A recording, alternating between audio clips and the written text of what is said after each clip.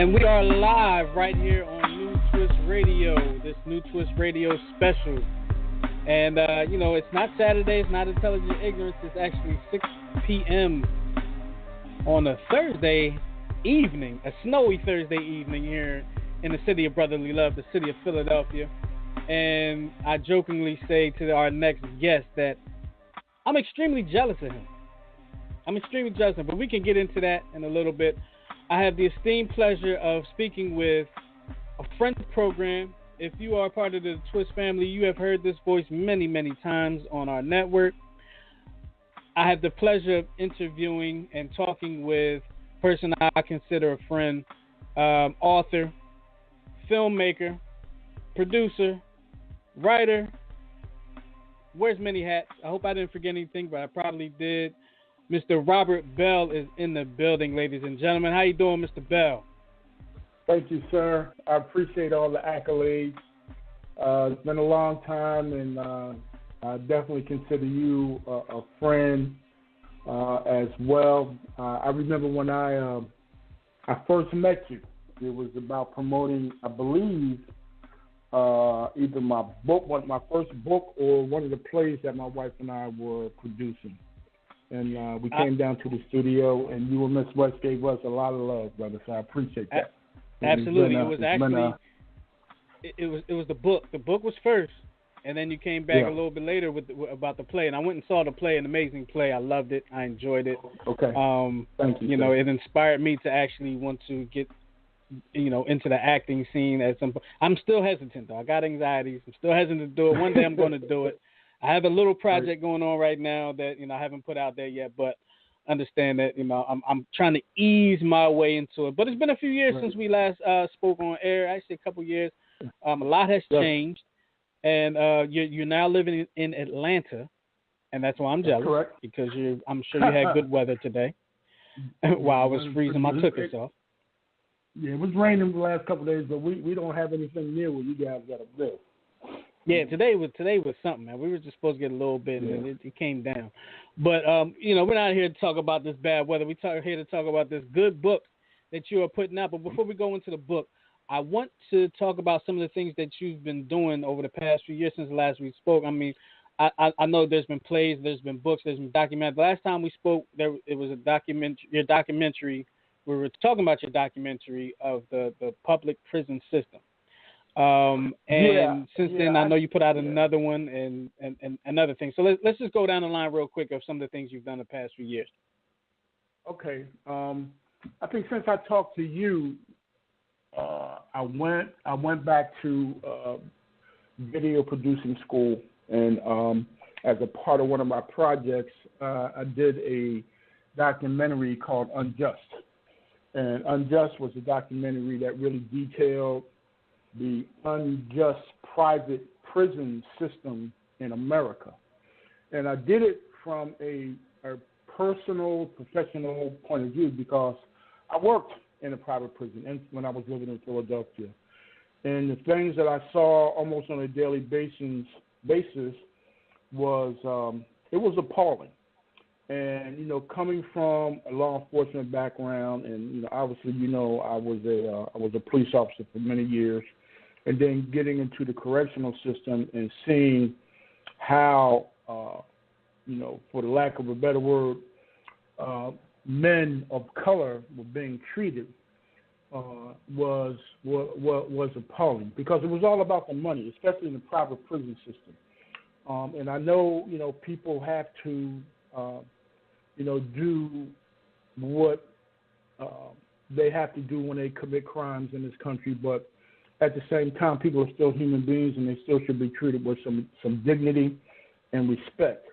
And Absolutely. Coming from where I come from, I came into the system feeling like I could be that person that treated people with dignity and respect, especially in lieu of the fact that I had a position where I had some ability to be able to do that, only to be disillusioned. And find out that, it was basically about filling beds up and making money and having a total disregard for who people were as human beings. And so I decided to leave that business. And in doing so, I did a documentary to really talk about, how people were being treated, how guards were being treated, how inmates were being treated, and how the upper echelon of the system really had total disregard for people other than the fact that they could make money off of them. It's basically modern day slavery. And it was a 15, 16 minute short, but I thought it was very powerful in terms of the message it was trying to send. So moving on from there, I did a few more documentaries. I did a documentary called 13 Riots. And 13 Riots basically detailed what I thought were some of the most horrific riots in this country, starting back from the 1800s all the way up to today. And the common theme in all of those riots was the fact that they were basically sparked by an incident of police brutality. And people had got fed up and gotten to a point to where they wanted to send out a message, and the only way that they knew how to do that was to create situations where they were involved in riots. So we talked about the Newark riot, we talked about the Chicago riot, we talked about the Philadelphia riot, we talked about the riot, obviously, in Los Angeles. We talked about Ferguson, obviously, and then it culminated with the last horrific riot in Baltimore, Maryland. And so I talked about each one of those riots and basically tried to get people to understand that, the way to get people's attention is not so much through rioting, but to have a consciousness of awareness and try to figure out a different way to, make effective change in this country, especially for African Americans. But at the same time, America has to understand that if it continues on the route that it's on, there's going to be a time where we may possibly have anarchy in this country. And if you've been paying attention to what's been happening of late, you know that it's not been a good flavor with the person that we have in the White House today. So I made that documentary about a year and a half ago, and it's kind of coming to fruition in terms of the message that I was trying to send. So moving on from there, I made a documentary called Behind the Wall. And Behind the Wall detailed the post-traumatic stress disorder that prison guards and people who work in the prison suffer on a daily basis. That's probably one of the most stressful jobs in America. The fact that you are working with people who are killers and robbers and rapists and arsonists, and and you're locked up in there with them, and you're trying to provide a service and treat them, like I said earlier, with some dignity and respect, and at the same time, you're not necessarily getting that back in return.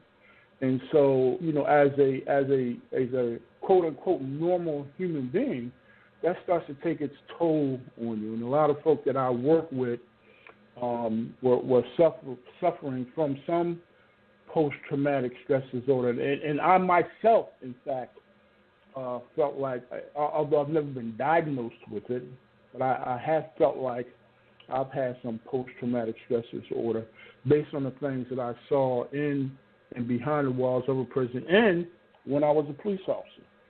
So those are the three big documentaries that I did. I'm moving up until now. So I kind of shifted a little bit, and I teamed up with my son.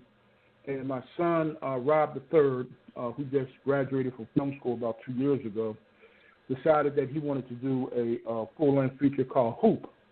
And Hoop talked about an urban kid from Philadelphia who was kind of trying to find himself, and he was a little quirky. He had this crazy relationship with his mother, but he was a basketball freak, and he was trying out for this AAU basketball team. In fact, one of the best AAU basketball teams in the city, and he wanted to kind of follow in his father's footsteps because his father was a great basketball player.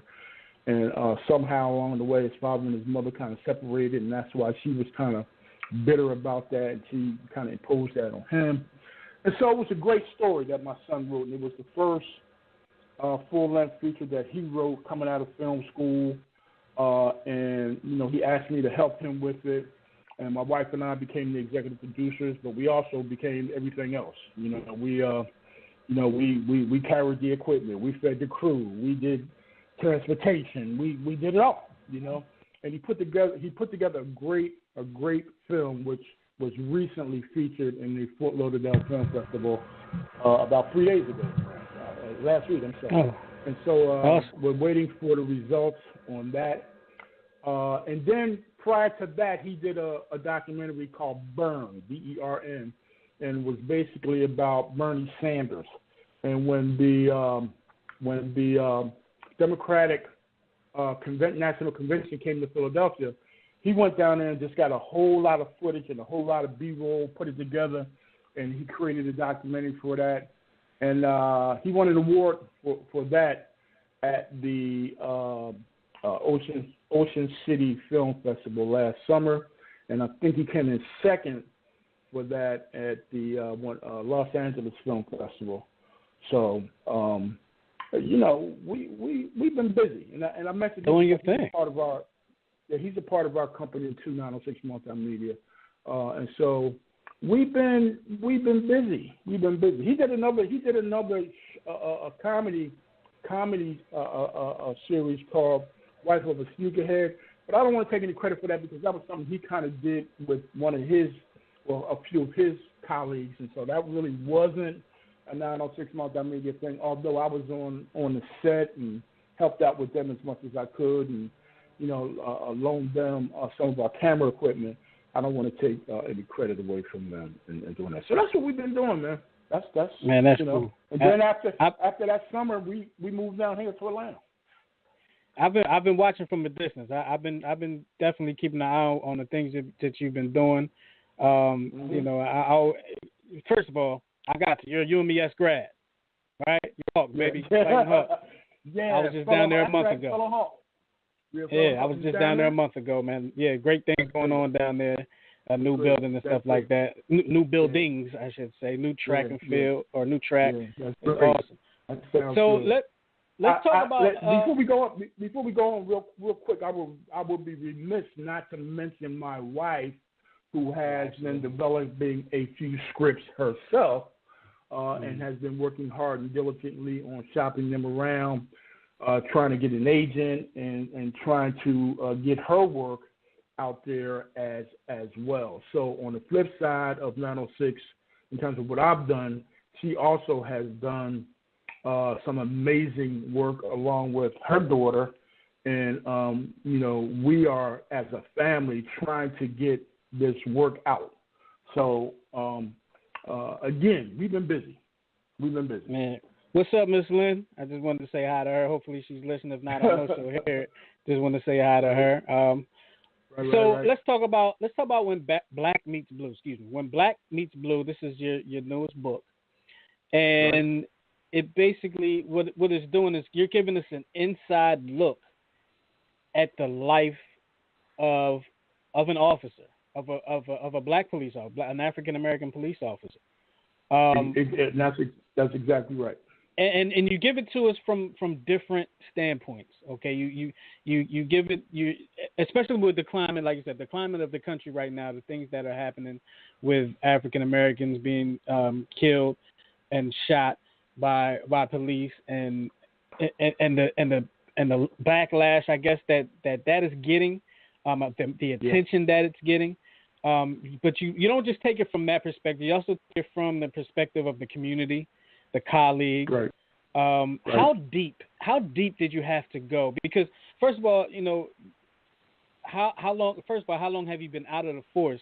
And second of all, because actually I think you are still involved in enforcement in some way. I'm sorry, but I'll let you talk in a second. But how deep did you have to get to write the book from so many different perspectives? Well, I haven't been a police officer for 20 plus years. I'm currently working with the police department down here in Atlanta in another capacity, and I don't want to get too deep into the company that I work for, but I do work very closely with the Atlanta Police Department. So I do have I have gotten kind of back into law enforcement from a certain perspective. But I wanted to write about the perspective of what it was like to work as an African-American police officer, because first of all, people say to me, well, they automatically think because I was a police officer that in light of what's been happening lately, I'm going to be on the side of police officers. And I don't necessarily look at it that way in terms of being on the side of any police officer that I feel has done something unjust. And we certainly know that there have been several cases when police officers have, in my opinion, unjustly killed African-American men. And as far as I'm concerned, whether I was a police officer or not, they need to be held accountable for that. And so, I don't want anybody looking at me and thinking just because I'm a former police officer that I'm automatically going to side with the blue. And that was my first perspective of why and how I named the book When Black Meets Blue. Because the blue is all about protecting each other, no matter what color you are. If you're a police officer, you're blue. You're not black, you're not white, you're not Hispanic, you're not Asian, you're blue. And so when you blue, you protect each other. And I was never like that. I was always black first. And as an African-American police officer, what people fail to realize is that we probably get more scrutinized in our community than police officers that are of non-African-American descent. Because we're looked at as being traitors. We look at it as being Uncle Toms. We looked at it as being the guys who jumped on the other side. And no matter what color we are, we're still, from the African-American community perspective, looked at as being blue.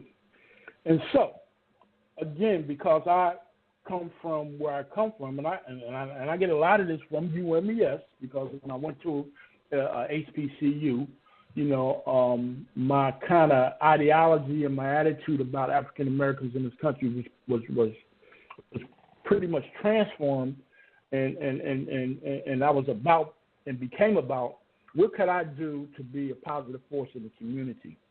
And so one of my reasons for wanting to become a police officer was to bridge the gap between the African American community and the police, because as you know, in the African American community, we have a horrible history with race relations and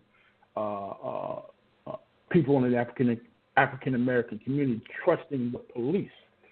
So I came in with this attitude of, well, I'm going to maybe look at it from a perspective of as a black cop working in the black community. I'm not going to do the things that people in the black community expect cops to do to them, i.e. treat them like crap, railroad them, frame them, and some of the other things that they've been, had to go through with white police officers. So I wanted to be a little different. And so when I came on the force, I tried to kind of be that kind of cop. Again, only to be kind of disillusioned with, some of my colleagues saying, what the hell are you doing? You're a cop. You're in a community service worker. You're not a counselor. You're a police officer. Now let me stop you right there. I want to ask you a little about the colleagues, because like you said, blue protects blue, and everybody knows that, right? But you were kind of going, like you said, you're going a little off script. So, right. In a sense, would that make them less? I guess less. What's the word I'm looking for? Would they be less willing to protect you when it comes down to protection, or like when the colleagues saw you how you were going off script? Like how were you treated in those situations? Well, and that's an excellent question, Justin, because it depends on who the police officer was, and it depended on what the situation was. there were times when I felt like I would go on a call that necessitated an officer to back me up, a domestic violence call, a man with a gun call, a burglary in progress, and my backup took their time getting there. You know, a vehicle stop, my backup took their time getting there.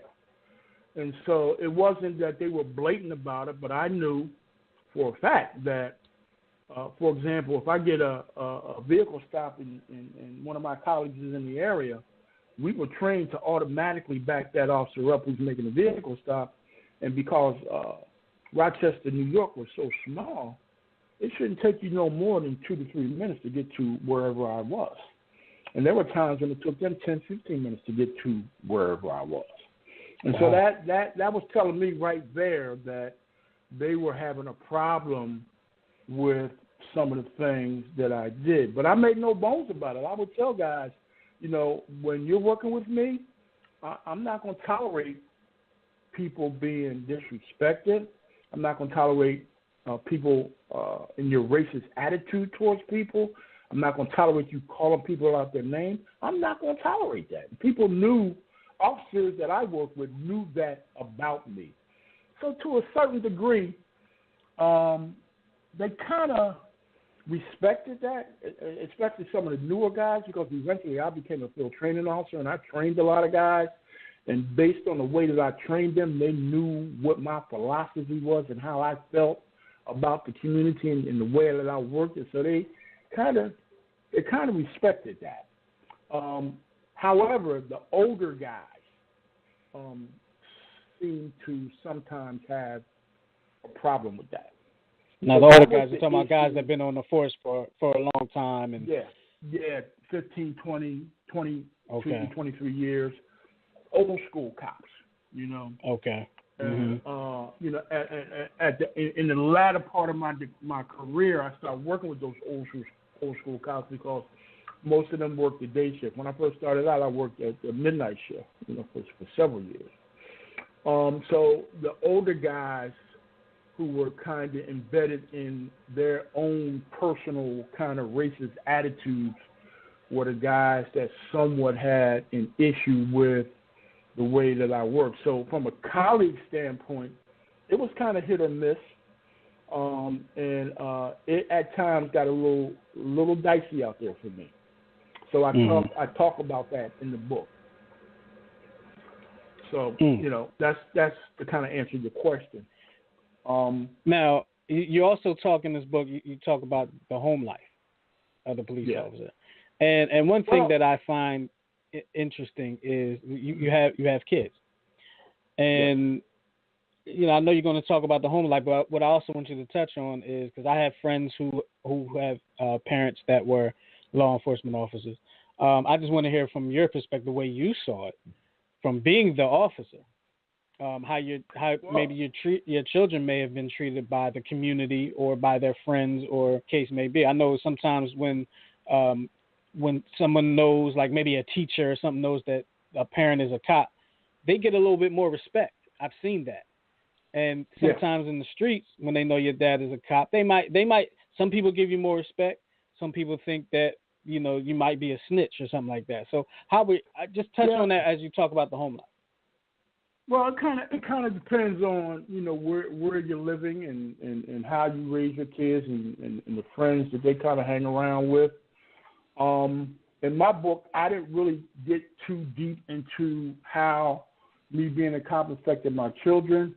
I really talked about how it affected my wife and even my second wife, because, you know, as a police officer, we have a very high divorce rate. And I ended up getting a divorce from my first wife and then getting married again. And when I first became a police officer, I have to say I was a bit selfish about the career, because for me, it was all about being a cop. You know, I alienated myself from people. I only hung around cops. I always wanted to talk about, we used to call them war stories. That's all I wanted to talk about was cop stuff. And my first wife was an artist, and she was into art. and she wanted to, go to art exhibits and art shows, and wanted me to kind of be around her crowd, and I wasn't really feeling them like that, and so I kind of stayed away, and it created some friction in my marriage. The other thing was I worked midnights, and so when I was coming home in the morning, my wife was going to work, and so we were like two ships passing in the night. We only saw each other really a couple of nights out of the week, and at the time we had a very young child, and so when you don't get enough sleep, it makes you cranky, it makes you evil. And there are a lot of times, a lot of times when she would come home and I'm still asleep, and she wanted me to get up and have dinner with the family, and I wasn't feeling that, and so it created a lot of friction in our relationship. And again, I never kind of thought about how that was making her feel, because initially she wasn't really crazy about me becoming a police officer.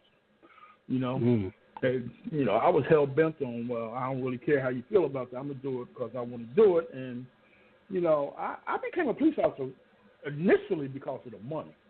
I had the opportunity to make a pretty good salary, stable job, great benefits, and that was kind of my thing. And then when I got into the academy, my whole attitude changed. I really fell in love with police work. And so I became this kind of, super cop dude, and, again, pushing every and anybody else to the side. If you wasn't a cop, then I ain't really want to vibe with you. And, wow, and that was a horrible way to be. You know what that sounds like? What that kind of reminds me of? It kind of reminds me of, like, you remember being in high school, and I think you played basketball. Am I right? I did. Yep, I did. So you remember being an athlete, and you kind of want to chill with the athletes all the time.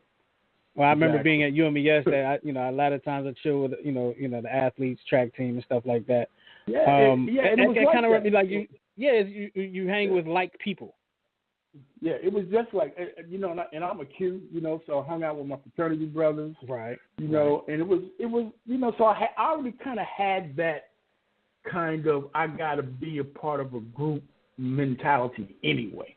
Because, I played, like you said, I played ball at UMES. I played at the UMES. And so, that was kind of my thing anyway. And then, joining the police department was just kind of an extension of that. And in hindsight, I realized how screwed up that was, how messed up that was, and how I could have did a better job with dealing with that from a home and a personal perspective. And people don't really think about that when they look at cops, because all they see is the blue uniform, the gun, the badge, the asbaton, and they don't really look at cops as being quote unquote regular people, right? And they are, and they have families, and they have extended families, and it's a calling, but it's a job as well. And when you go home and take that uniform off, you are expected to be quote unquote a regular person, and it's real difficult for you to be a regular person, because you develop this mentality where you really don't know how to be a regular person. So for any woman who is married to a police officer, God bless her, man, because she got to be a special person to deal with that whole mentality of a person who is involved in law enforcement. So that was tough. In addition to working in the community and dealing with all that, you got your personal stuff to deal with. This is a New Twist Radio special. We're talking with Rob Bell, author, producer, writer, screenplay writer. Am I missing it? I know I'm missing something, but we're talking about his new book. Filmmaker. There it is. Filmmaker. I knew it was something. Filmmaker. Yeah. We're talking about his new book, When Black Meets Blue. He talks about working as a police officer and as being one of the most stressful jobs in America. and then on top of that, being a black man as a police officer, it just added all types of different pressures on that. Recently, earlier, you touched on a lot of the shootings happening in America and the climate of America right now. How do those things affect? Because let's keep it real. Not all the shootings were done by white officers. Okay, right. A lot of the shootings done by white officers get a huge amount of media attention, but not all the shootings were done by white officers. We know that. How does that? Go ahead. Go ahead. I'm sorry. No, I was just wondering, how does that affect the officer? Black, white, or what? How do these things affect the officer? Because, I'm going to call myself a civilian. From a civilian standpoint, a lot of times we think, well, the officer is going to be protected anyway. He went there and did it on purpose, or she went there and did it on purpose. There's so many different stories that we can talk about. The one most recently in Chicago where the security guard was shot. We can talk about the one, I forgot where it happened, but the woman goes into the wrong apartment, and she wasn't even on duty at the time. She was the guy in his own apartment. We can talk about, the one out in Ferguson. We can talk about Eric Garner getting trouble. We can talk about different. Each one has its own circumstance. But how does it affect First of all, how does that affect the accused officer, and how does that affect the officers around the accused officer? Well, let me take a step back and talk about how it affects the officer personally. I did an interview with a police officer in my book, and one of the quotes that he made in the book was, and I quote, "When fear supersedes your training, that's when you have police officers killing people unnecessarily. Hate and fear are the two main components of these unjustified shootings." And that was such a great quote, not in terms of the body of the quote, but the reality of what a police officer goes through. First of all, people have this misconception that when cops go out there, they want to shoot people. That is so far from the truth that it is, crazy. I've never shot anybody in my career. I've drawn my firearm several times. I've had the opportunity to shoot people. I didn't do it. I exercised better judgment based on the way that I was trained. But I got to tell you, no matter what color you are, black or white, when you shoot somebody, it is very, very traumatic. And it messes your mind up psychologically. People want to think that these cops go out there and shoot people, blow the gun off, and put it back in their holster and everything is okay. It's really not like that. In a lot of cases when these white officers have shot black men, it is a real psychological kind of thing. And I'm going to say this, and people might not agree with it. A lot of it doesn't really have to do with racism. A lot of it has to do with fear. A lot of it has to do with people feeling that their life is in danger. Not to say that it is justified, but a lot of it is based on where these officers come from, where they live, how they grown up, how they were raised. A lot of that in that quick split second comes from all of that. Then when you sprinkle racism in there, then it becomes an issue. And so it's a difficult situation for any police officer that gets involved in the shooting. Now, let me say this. Those incidents that we heard and saw on the news were sensationalized, isolated incidents, and, of course, they stick in our mind. But cops shoot people every day across America. And believe it or not, black police officers shoot a lot of people, too. And there's a statistic out there that says that black police officers shoot people more than white police officers. And I mentioned that in my book as well. Shootings, when it comes to being a police officer, I always tell people, put yourself in the shoes of a police officer and you're working every night. And so on the average, a patrol officer takes about, in a hot urban city, you might take about 40 to 50 calls per night. Now, think about this. 40 to 50 calls per night of different situations. We're talking about domestic disputes. We're talking about car stops. We're talking about robberies in progress. We're talking about fights. We're talking about drug arrests. And so you can just go down the line.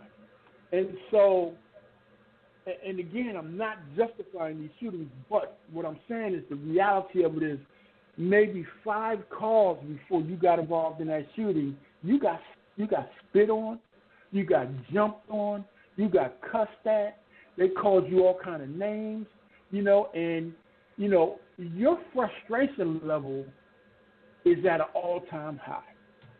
And as a human being, you can either deal with that or you can't. And people will say, well, that's the job. You took it. That's the police officer's job. You ought to be able to handle that. And to some degree, that's true. But the reality of it is, 365 days a week, 7 days a week, 5-6 years into a career, at some point, my brother, you may break. How are you able to handle those situations? Well, I think because of my temperament, and okay. I fortunately grew up in Philadelphia. And Philadelphia prepared me for working in an urban city. I'm from the hood, dude, and it took a whole lot to really stress me out.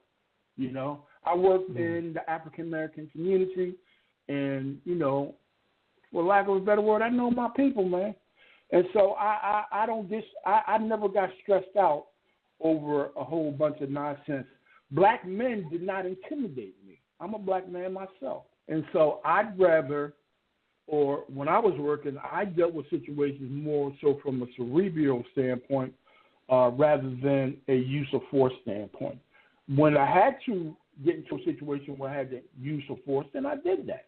But for the most part, I had developed relationships with people in the community and had created this kind of personal ideology based on the way that I was trained, based on the way that I grew up, based on the way that my parents raised me, to understand and have a better understanding of how to deal with people more so than taking this mantra of I'm a big bad cop, and if I need to shoot you, I will. If I need to kill you, I will, because that's who I am. I wasn't that dude. And so it got me through. Now, you got guys that ain't that dude. You got guys that when they was in school, they was, they was bullied.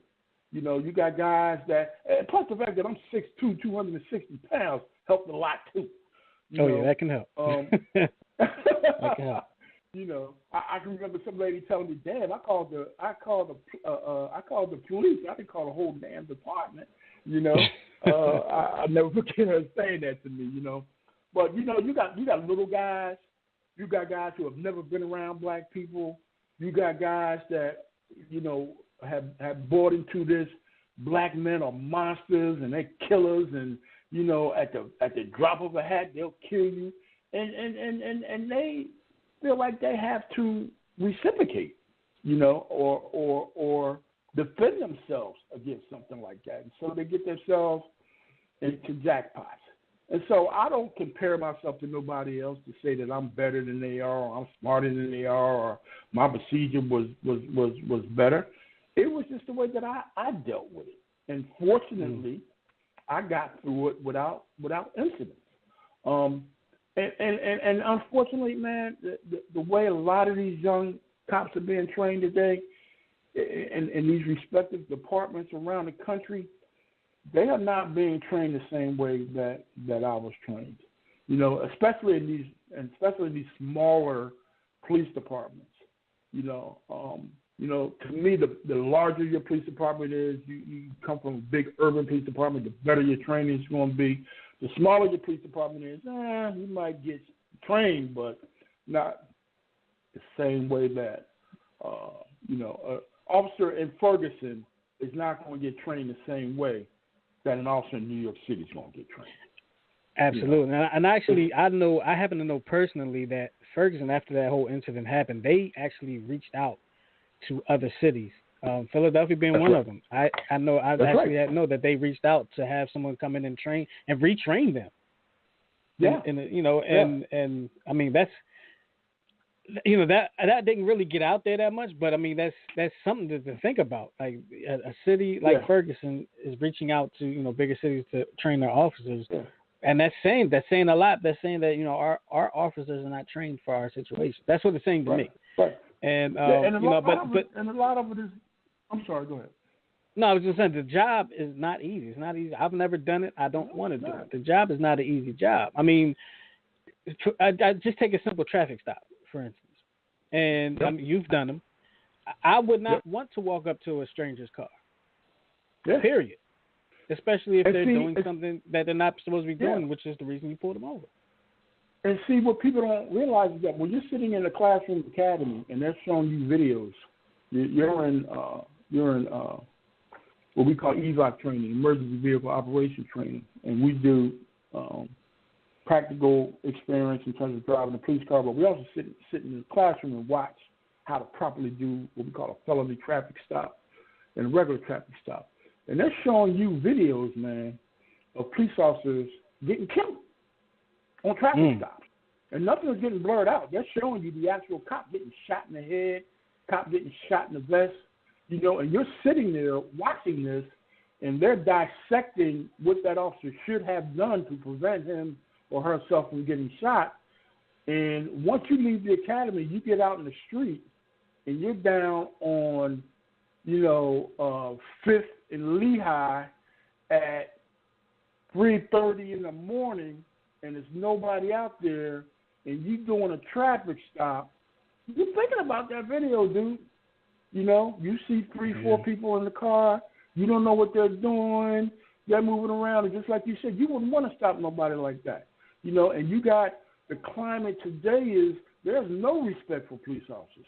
They will shoot you. There was a tape on the news just yesterday when a trooper stopped a guy somewhere in North Carolina. He jumped out the car and started letting loose on this cop. Yes, I saw that. He got out. I saw that. You know what I'm saying? They just killed a police officer down here 3 weeks ago because the guy was investigating a marijuana complaint. He got out the car and approached these young brothers. As soon as he got out, they shot him and killed him. And so when you got those kinds of situations going on in your head, police officers are afraid. And they to some degree should be. But I know for me, it was always based on the way that I was trained, and it was always based on my approach. Because as much as when a cop stops you, you're scared, but the cop is scared too. I know I am. The cop's job is to calm everybody in the situation down. And so when I approach your car, as long as I feel it's safe, my job is to make you feel secure and make you feel like you're not scared. And then I don't want to be scared either. So now we can have a healthy exchange of, let me see, driver's license, registration, insurance card. I go back to my car. I run you. You're cool. I come back. Thank you, sir. The reason why I stopped is because your tail light is out. You might want to get that fixed. Have a good day. Great traffic stop. That's the goal. The goal is to jump out the car and be a beast, and because I see you and you like, hey, man, what you stopping me for? And now, it starts to go south automatic. Because what the other thing that people don't realize is that when you engage a police officer from an angry perspective, when you engage a police officer from a perspective of you're going to be aggressive, police officers are trained to be aggressive towards you. And in all situations with police officers, you are not going to win. You're not. If they say you're under arrest, put your hands behind your back, you're going to jail. You can fight, you can holler, you can scream. You're not going to win that. You're going to jail. Ain't no way of getting out of that, huh? That's necessary. No. They're going to use the force that's necessary to effect the arrest. And see, what people see is cops rolling on the ground with people and hitting them and putting their hands behind their backs. And see, they look at that as being police brutality. It's not. It's not police brutality. All the time. There's a difference between police brutality and a fight. There's a difference. And a fight. Hey, man, I used to go to work and fight every night. People jumped on me, you know. People spit on me. People stabbed me. My first night as a recruit out in the street, I got stabbed. And if it wasn't for my bulletproof vest, I might not even be here. So that's the kind of aggression that people have towards you. And you got to deal with these situations every single night. And how did that I just want to we'll get back to the book just a second, but I got to ask you this. Your first night out, you get stabbed. How did that affect your mentality for the rest of your career? Hello? Yeah, you got me? Can you hear me? Yeah, I got you. Yeah, I was did you hear the question? Yeah, how did that affect my mentality? It was. I mean, that's your very first night. I mean, wow. Yeah, it was kind of like I told you, man. I was this gung ho, you know, I'm gonna be a cop kind of dude, and it just kind of let the air out my sails when I got stabbed. I was chasing some guy, and he ran around the corner. He had this stick with a point on it, and I committed the cardinal sin. You know, I didn't follow what I was trained in the academy. You never really chase nobody around the corner until you look first, and I'm straight out of the academy, recruit. And as soon as I turned that corner, you hit that corner like Usain Bolt, huh? Yeah, that's right. He poked me, dude, and I jumped back, and I pulled my. I'm gonna put you on speaker. Just give me a minute. Okay. No problem. You got me? Yeah, I still got you. Okay, so I pulled my service revolver out to engage, and I was in front of a grocery store, and I couldn't engage. There's too many people, and so long story short, we eventually caught up with the guy. He got arrested. He smashed my partner in the head with the stick. He had to go to the hospital, and I was traumatized, dude. And my lieutenant came to me and said, "You all right?" I said, "Yes." He said, "Well, go and take the rest of the night off. I hope I'll see you tomorrow." And I went home, man, and I talked to my wife about it. And I said, "I got to go back." And I went back. And that really kind of set the tone for me in terms of what I was to expect when I was out there. Because my FTO told me that very night, he said, "Hey, man, everything you learned in the academy, forget about it, bro. This is the real world out here." And show enough. You know? Wow. And you know what sticks out to me in that story is the fact that he said, "I hope I see you tomorrow." Because I guess things like that happen. They say, "You know what? This ain't for me." Yeah. This ain't for me. But I do want to get back to the book, When Black Meets Blue, written by Robert Bell. We're talking to Robert Bell right now. I'm sorry? A background check that took 3 months, several pre-tests, physical agility, drug tests, the whole. It takes a lot to become a police officer. Mm-hmm. Can you hear me? Yeah, I got you. Okay. Yeah, it takes a lot to become a police officer, man.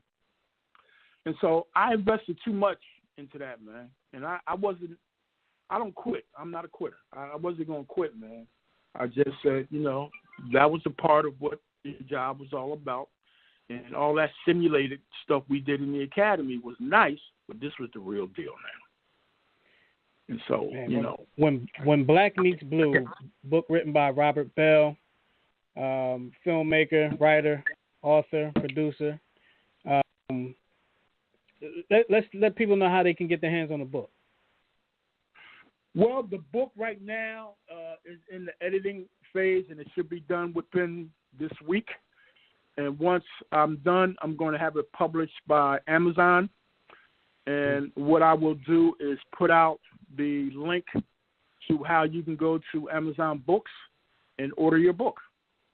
And so my deadline is around December 1st.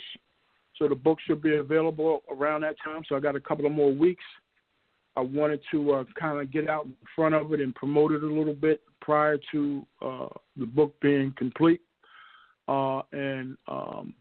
You know, I'm extremely grateful for you giving me an opportunity to use your platform to be able to do that. But within the next 3 weeks, the book will be available.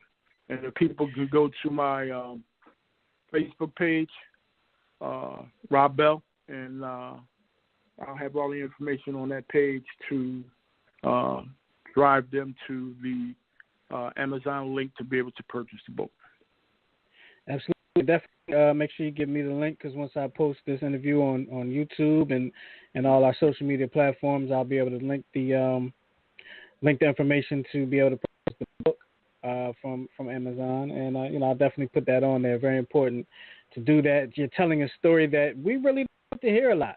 The story from the perspective of the black officer. And, you know, if we were able to talk to officers more often and see the people, because I mean, look, we got to know officers' main goal at the end of the day is to be able to go home in one piece. Right. That's the main goal. At the end of the day, they want to be able to go home. And if you're in a traffic stop or something like that, they want you to be able to go home too. Okay. That's right. But you know, we all know that in the course of a day, things happen and things don't always go as planned, and you know, everything has to be dealt with accordingly. And check out this book, and maybe it gives you a better perspective on the daily life of the officer and what they see, and you can see things through their eyes. Well, that's I want to give you the right, Justin. Yeah, I want the opportunity to. Okay, go ahead. I'm sorry. I wrote the book to give people an opportunity to see through my eyes as a police officer. You know, and maybe if you have a better understanding of what guys go through out there on a daily basis, it'll change your viewpoint, because, you know, let's face it, man, in the African American community, the police are hated, man. They're the villain. There's no reason for that to be, you know, because when I was out there, I wasn't trying to be the villain. I was trying to make sure, you know, 10% of the population are criminal, 90% are law-abiding citizens, man. And I want people to have an opportunity. I want people to have an opportunity to be able to walk out their house, go to work, go shopping, enjoy their family without being victimized by 10% of the criminal element, you know. And that's what the police are out there for, you know. Of late, the police have been getting a bad rap because of their own way of doing things, they have created this attitude of adversarial kind of thought processes between the African American community and the police. And it really doesn't and should not have to be like that. You know, one of the things that was near and dear to me as the captain that I worked for was really big on community policing. What that meant was we had to get out of our cars every night and we had to walk a beat through the community and introduce ourselves to people in the community, create a better relationship, get from out of that police car, and give people the sense of we are there to protect them and help them and not kick their ass and treat them like crap, you know. And so I bought into that wholeheartedly, man. And, you know, that was another reason why in my tenure as a police officer, I didn't get into a whole lot of jackpots, because I had relationships that I developed with people in the community, and it made my work a little bit more easier. Hey, there you have it. That's Rob Bell, writer, author, producer, filmmaker. By the time he's done, he might even be an astronaut. I'm gonna just put it out there because the man is working. All right, the man is his works 96 Multimedia. Him, his wife, his son. How many family members you got creating content out here? It's your wife and your son. How many family members do you have creating content? Your wife and your son right now creating content. You got anybody else? Yeah, we have at least let me see, 3, 4, about 6. Whoo, you got a whole team. Yeah. You got a whole thing. We got a lot of family. We got I got my my daughter, I got my wife, I got my son, I got my my other son. We got quite a few people in the family that's creating content, man. So we're trying to pull this thing in and make it definitely a family thing. But we have a lot of creative folk that are in this circle. So we're just trying to pull it together, man. You know, and as you know, we've been at this for a while, Jason. Just you know that we've been at this for a while. Yeah. And as always, keep me posted on what's going on. You know, I'm already from afar anyway, but absolutely keep me posted on what's going on. Man, you can always talk about it now, right here on New Twist Radio. You know, the door is always open for you. Thank you, man. And once again, man, I appreciate you giving me an opportunity to use your platform to be able to not only talk about the book, but to talk about the 906 Multimedia family and Untitled Productions. And just let people know, man, as a black-owned business, we are out here trying to do our thing, because eventually if we get big enough, it's about, you know, bringing more people in and creating jobs and, you know, doing all the things that we need to do as an African-American community, because that's what we're really all about. That's how we started, and that's how we're going to continue to flow. Absolutely. That's Mr. Rob Bell, 906 Multimedia, author, filmmaker, writer, producer. Check out all these. You might act too, I don't know. But all works and Satin Dial Productions and Mr. Bell, please tell us Lynn I said hello. I will do, sir. Thank you so much. All right, and thank you for being with us. And this has been the New Twist Radio special interview conversation with Mr. Rob Bell. And we will check you out next time right here on New Twist Radio.